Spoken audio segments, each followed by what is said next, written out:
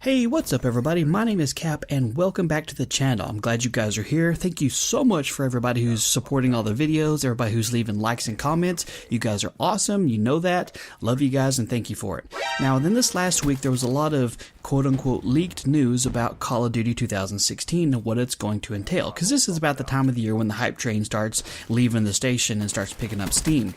And one of the biggest rumors going on is that COD 2016 is going to be COD in space. And so immediately, of course, the community started shitting itself and thinking it's going to immediately be like Star Wars and that there's going to be battleships flying around and having these epic pew pew pew battles out in free floating space and laser guns and zero gravity and all this other stuff, because that's immediately what everybody thinks of. But I had a little bit of a different idea and theory on what it could mean, and I wanted to present that to you guys, and of course I want to hear what you think on that.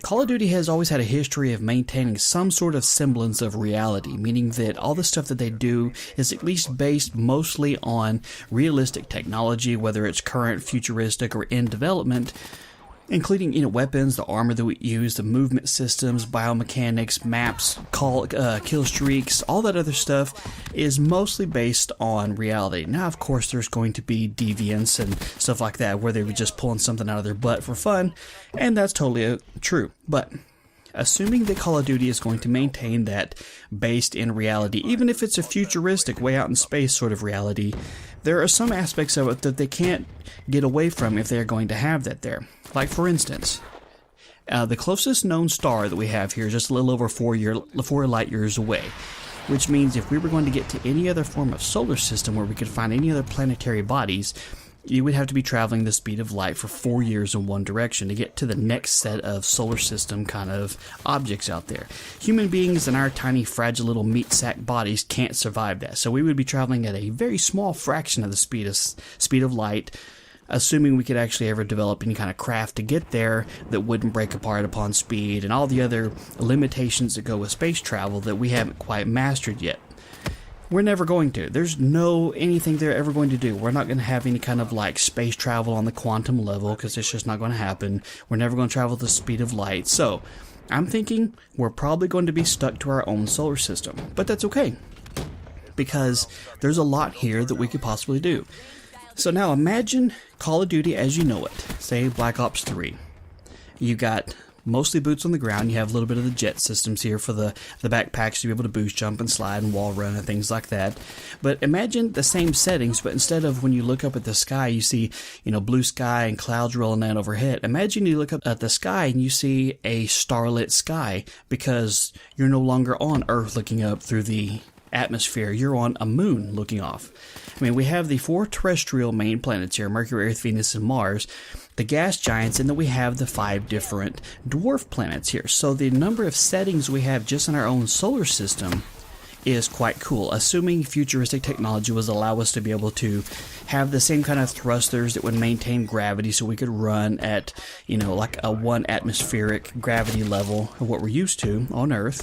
It wouldn't be hard to fathom that sort of movement system for a different planet, and all the moons. Now there's 181 known moons circling all the different planets and dwarf planets out there, and not all of those are sizable enough to be able to have a battlefield on, but our own moon, the moon circling Mars, some of the moons circling Jupiter and Neptune and Uranus, stuff like that, like Titan, and some of these really big known moons, we could easily have a battleground set there.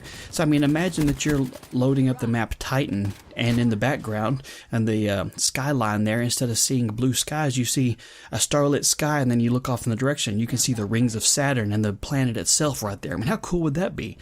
Because just because it's set in space doesn't mean they're going to be running around with going pew pew pew with laser guns and spaceships and all that other stuff, because it's not realistic.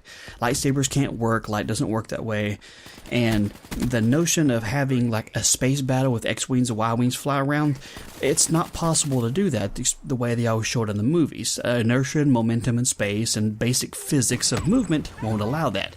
You're not going to have these zipping in and out like you're dogfighting in space. It wouldn't ever work that way. So I don't necessarily think that they're going to go that direction.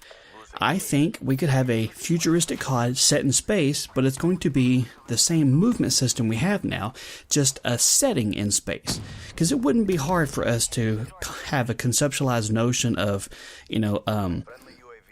terraforming the moon or Mars or the 2 moons circling Mars or any of the big moons that are out there or the dwarf planets or a large asteroid floating through outer space. I mean, there's a ton of stuff that's here and a ton of stuff that we don't know yet. So they could easily just make up something. You know, there's the news of Planet 9 that's been discovered.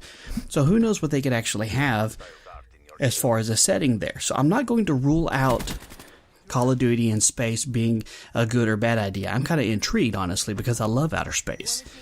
So anyway, this is kind of my thinking on that I think this is the direction they could actually go, and I'm really interested to see if they did, and if I'm right in this theory, and that it's set in space, and it's set in the future, but it's a realistic future where we have our movement suits that simulate gravity so we can move on the moon and the other planets at the same level of movement we've always been used to. I mean, that wouldn't be hard to do.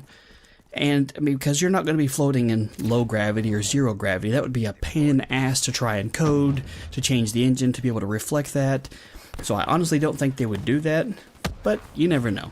So anyway, this is just my theory.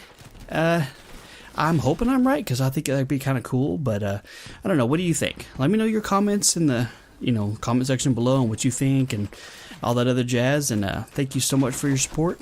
You guys have a good one, and I will catch you later.